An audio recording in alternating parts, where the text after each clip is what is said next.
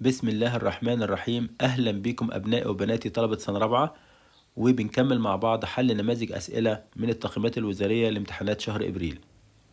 Choose the correct answer. اختار الإجابة السليمة. Number 1. At the party. في الحفلة. We not with our friends. إحنا إيه مع أصدقائنا. And talk about school. وبنتحدث عن المدرسة.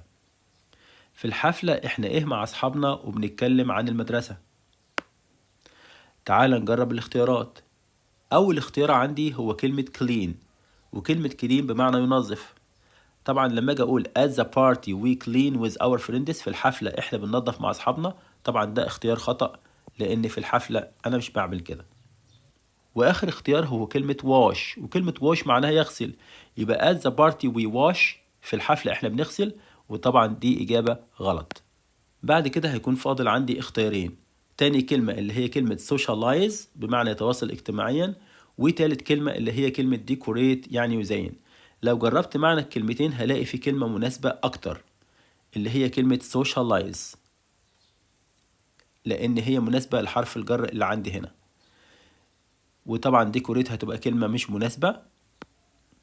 ونقول الجملة بالإجابة: At the party we socialize with our friends. في الحفلة إحنا بنتواصل اجتماعيا مع أصدقائنا and talk about school، ونتحدث عن المدرسة. Number 2. The sky is not today. يعني السماء تكون إيه اليوم. يلا بينا نجرب الكلمات اللي عندنا ونترجمها ونستبعد الإجابات الخطأ. نبدأ بتاني كلمة. The sky is sad. السماء تكون حزينة. خطأ. الاختيار الثالث the sky is happy. السماء تكون سعيدة. برضو خطأ. آخر حاجة the sky is delicious. السماء لذيذة. أكيد إجابة خطأ. تعال نشوف أول اختيار the sky is blue today. يعني السماء زرقاء اليوم، وطبعا دي الإجابة المناسبة والمعنى السليم. Number 3. You not touch the corals while swimming. أنت إيه تلمس الشعاب المرجانية أثناء السباحة. أكيد لمس الشعاب المرجانية في وقت السباحة ده شيء خطأ، فإحنا هنا أكيد محتاجين في النقط كلمة تدي معنى لا يجب. تعال نترجم الاختيارات. أول اختيار عندي هو كلمة should، وشد معناها يجب، طبعا مش هتنفع. وفي الاختيار سي عندنا كلمة كان، وكلمة كان معناها يقدر أو يستطيع، يبقى ما ينفعش برضو إن أنا أقول you can touch the corals، تقدر تلمس الشعاب المرجانية أثناء السباحة، يبقى الإجابة خطأ.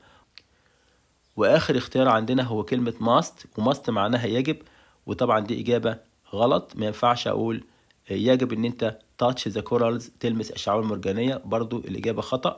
وإحنا قلنا في الأول خالص ما أكيد محتاجين كلمة منفية، وعندنا shouldn't بمعنى لا يجب، وأكيد هي دي الإجابة السليمة. ويلا بينا نقول الجملة بالإجابة: You shouldn't touch the corals. لا يجب أن تلمس الشعاب المرجانية while swimming أثناء السباحة. Number 4. The not from the sea. يعني إيه من البحر made the day cool and pleasant. جعل اليوم منعش وممتع. ويلا بينا نقرأ الاختيارات ونترجمها ونستبعد الإجابات الخطأ.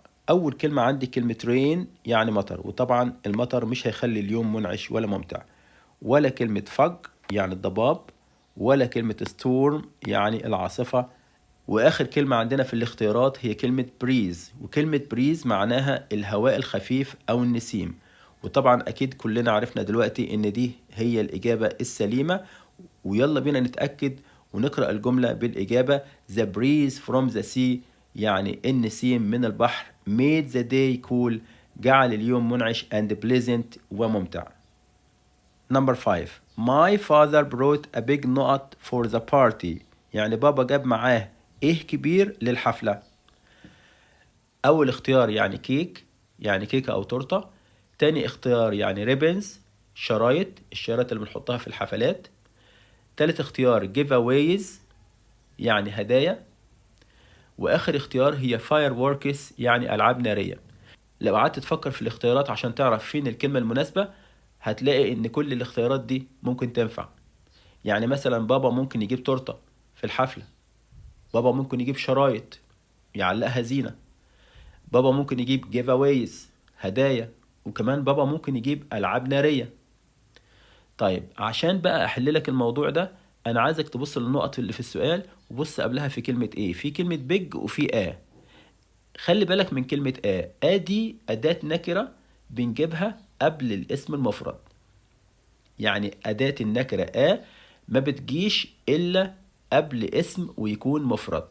يبقى ببساطة هنستبعد ribbons عشان جمع، وهنستبعد giveaways عشان جمع، وهنستبعد fireworks عشان جمع، وهنختار كلمة كيك يعني كيكة أو تورتة. يبقى my father brought a big cake، يبقى بابا جاب كيكة كبيرة for the party علشان الحفلة.